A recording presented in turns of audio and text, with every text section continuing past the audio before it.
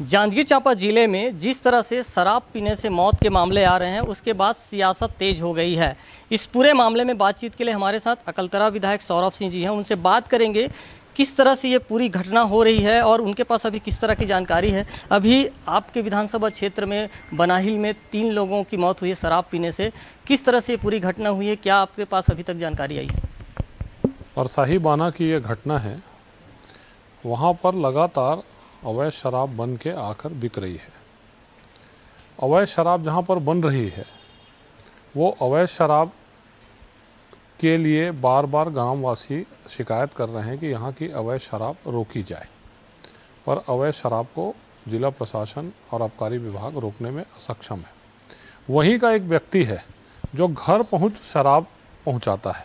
अब घर में अगर शराब पहुँच रही है तो वो शराब भट्ठी से पहुँच रही है कि किसी अन्य स्रोत से पहुँच रही है, ये किसी को पता नहीं। घर पहुँच सेवा में शराब पहुँच रही है। और न केवल परसाही बाना, पूरे अकलतरा विधानसभा क्षेत्र में एवं जांजगीर चांपा जिले में घर घर पहुँच सेवा है। टोल फ्री जैसे नंबर हैं, लोगों को नंबर पता है, आप फ़ोन करिए और आपके घर में शराब की डिलीवरी हो जाती है। रात को 12 बजे भी डिलीवरी हो जाती है।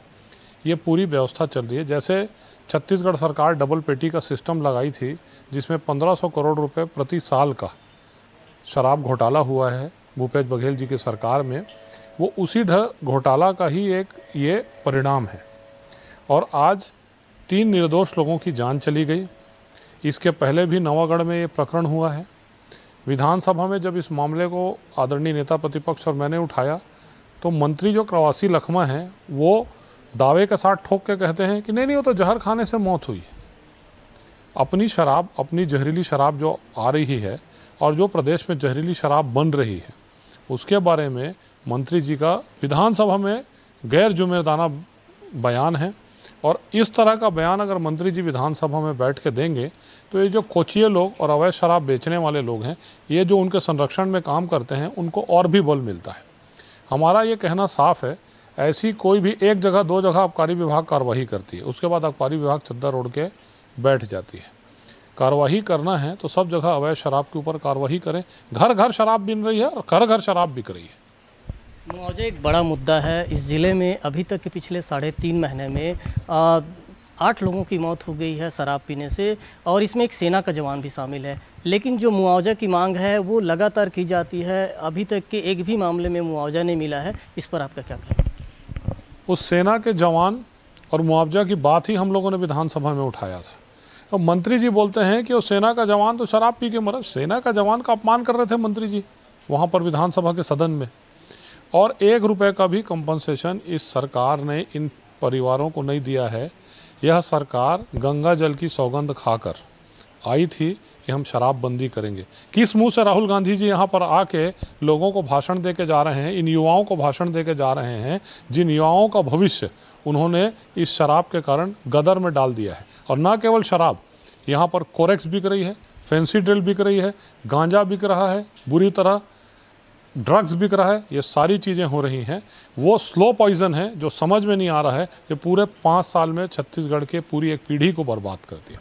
भाजपा का एक आरोप हमेशा रहा है कि छत्तीसगढ़ के मुख्यमंत्री जब उत्तर प्रदेश में जाते हैं तो वहाँ 50 लाख रुपए की आर्थिक मदद दे दी जाती है, और छत्तीसगढ़ में जब इस तरह की घटना होती है तो 1 रुपये की मदद नहीं मिलती। तो अभी जो घटना हुई है आपके विधानसभा क्षेत्र में, इसमें किस तरह से उस परिवार को आर्थिक मदद की रहेगी, जो 3 परिवार हैं? उस परिवार के आर्थिक मदद के लिए लगातार हम लोग संघर्ष करेंगे। भूपेश बघेल की सरकार को बोलेंगे कि आप पैसा दें, और पैसा देना चाहिए। शराब का करोड़ों रुपए राज्य सरकार को मिल रहा है, तरह तरह के टैक्स वसूले जा रहे हैं।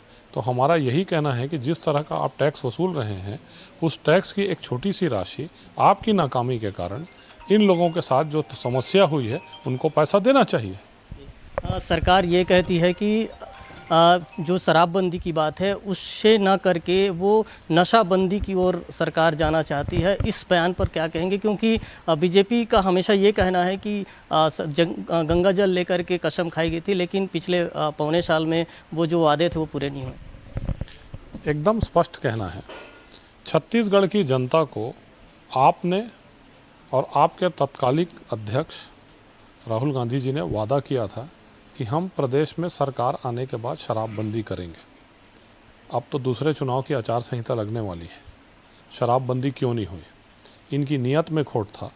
इनको तो 1500 रुपये का घोटाला करना था और अपने आकाओं को खुश करना था, इसलिए इन्होंने शराबबंदी नहीं की।